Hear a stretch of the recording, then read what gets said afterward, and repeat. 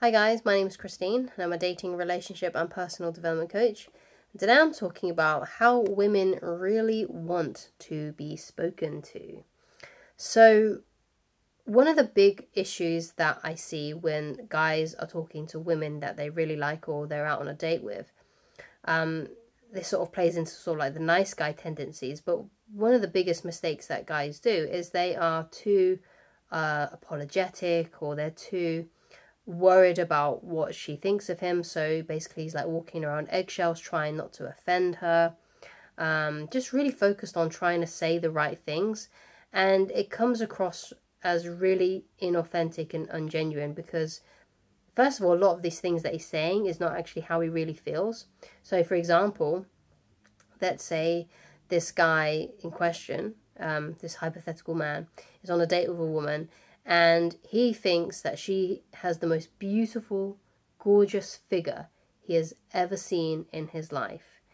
But instead of saying that, he compliments her handbag, right? And he's like, oh yeah, so that's a really nice handbag you got there. Yeah, oh yeah, I like what you did with your nails, right? But really how he feels is, oh my God, you are gorgeous, you are stunning. I've never seen a more beautiful figure than what you've got. Man, you're amazing. You take my breath away. If that's how you really feel, that's what you've got to say.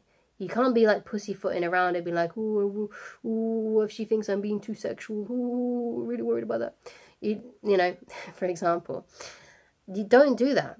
Don't do that. Okay, that's great advice, Christine. Don't do that. But that's sort of like what I see happening though. A lot of guys are just really worried about offending a woman.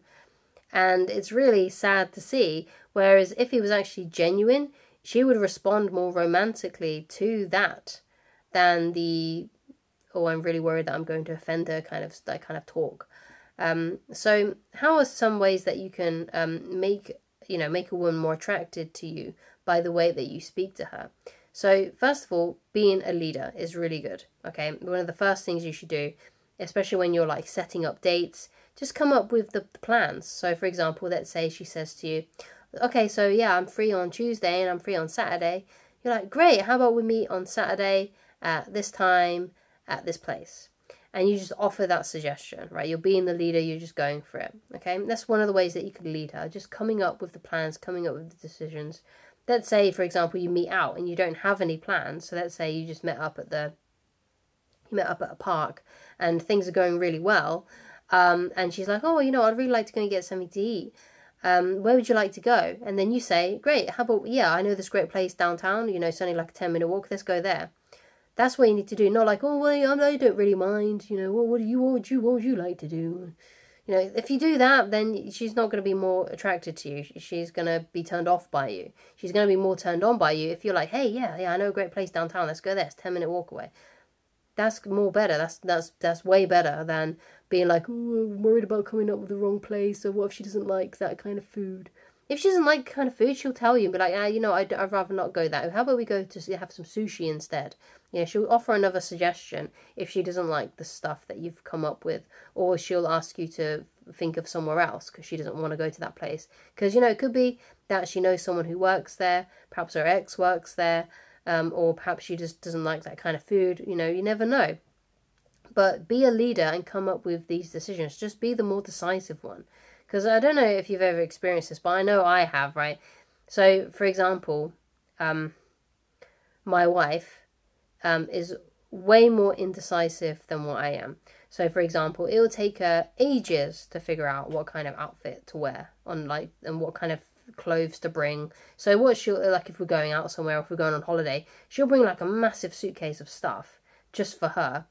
Whereas my bag is like really small because I've decided like ahead of time like what I wanted to bring, and it wasn't as much because I knew what I was going to be wearing each day. I'm like, okay, I'll wear that day, I'll wear this that day. It would take me like 10 minutes to pack. It'll take her hours to pack.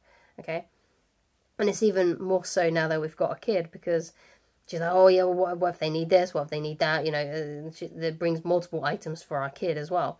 But that's the difference between people who are more feminine and people who are a bit more masculine. And obviously the most classic example here of masculine and femininity is men and women. So women are more the feminine one, men are obviously more the masculine one. Masculine people are more about decisions and coming up with plans. Women can be a little bit more indecisive and unsure what to do. So be the leader, be the more masculine one, and come up with the plans and the decisions. Because a lot of women don't like making decisions. In fact, they need multiple options, right?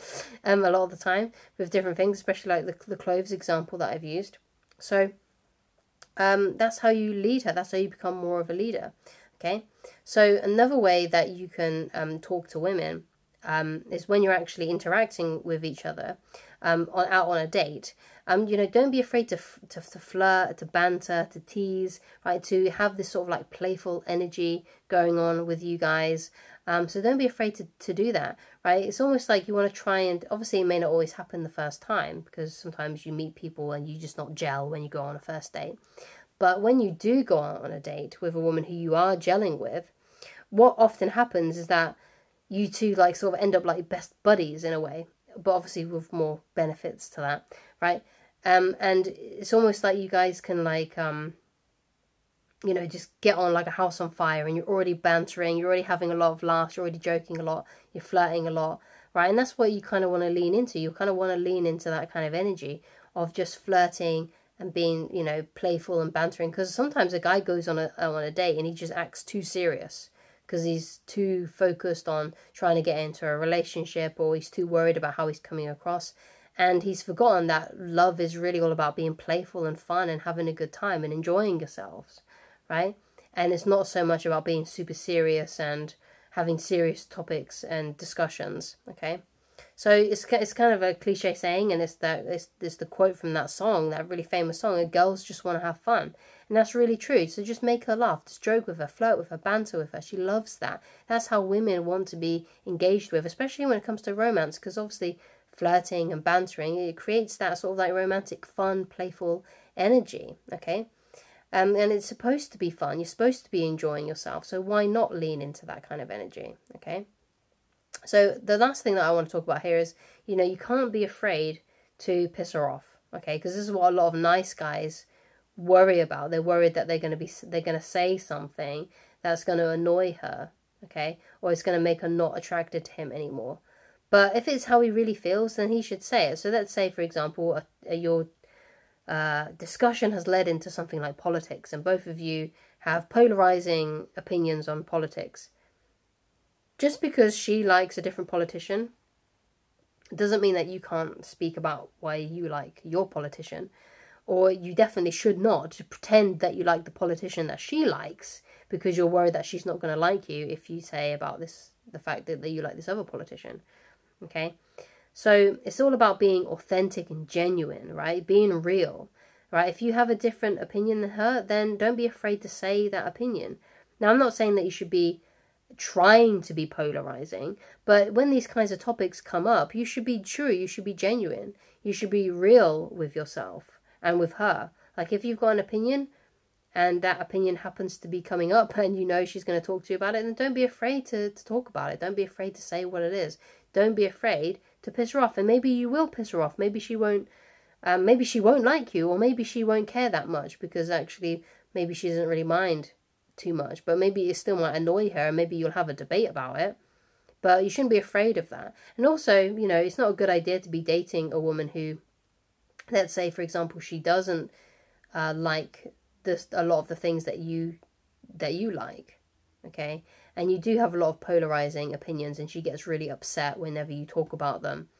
Then maybe that's not the right woman for you. Maybe you need to find a woman who kind of likes the same kind of things that you do.